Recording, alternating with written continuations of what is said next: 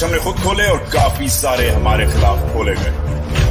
آج کا محاذ ہمارے لیے یہ حیران کن تھا جب 27 مارچ اسلام آباد کے جلسے میں کاغذ کا ایک ٹکڑا لہرایا گیا اور ڈرامائی انداز میں ایک ایسا بیانیہ دینے کی کوشش کی گئی جس کا حقیقت سے دور دور تک کوئی واسطہ نہیں تھا.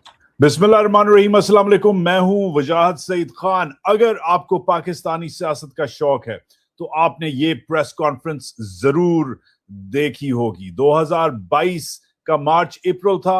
عمران خان کے بحیثیت پرائم منسٹر آخری دن تھے.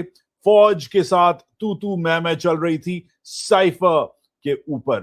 وہ سائفر جو پاکستان کے ایمبیسڈر امریکہ میں اسد مجید خان نے واشنگٹن سے عمران خان صاحب کو، فارن آفس کو اور D G I S I کو بھیجا تھا، جس میں انہوں نے کلیئرلی لکھا تھا کہ انہوں نے لنچ کیا ہے، میٹنگ کی ہے امریکی سفارتکار ڈونلڈ لو کے ساتھ، اور ڈونلڈ لو نے کلیئرلی کہا ہے کہ عمران خان پرابلمیٹک ہے.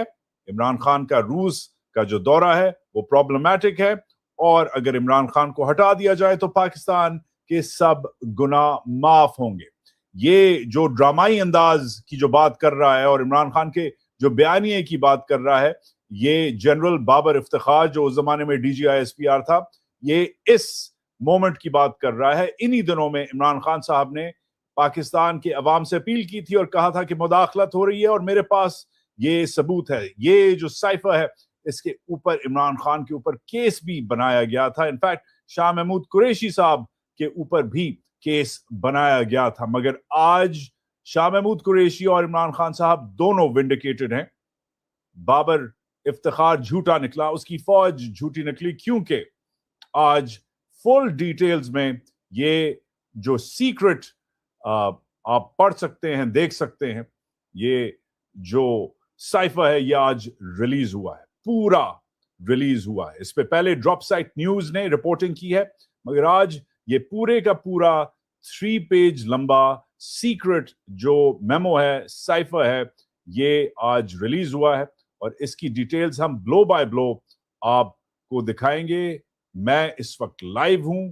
آپ کا اس پروگرام کو شیئر کرنا، لائک کرنا اور اسپیشلی سبسکرائب کرنا بنتا ہے، کیونکہ ہمارا جو گول ہے بحیثیت انڈیپینڈنٹ جرنلزم، وہ اسی بات پہ بیسڈ ہے کہ روز آپ کو وہ تجزیہ، وہ خبریں، وہ بریک تھروز دکھائیں جو اور کوئی نہیں دکھاتا. اس لیے شیئر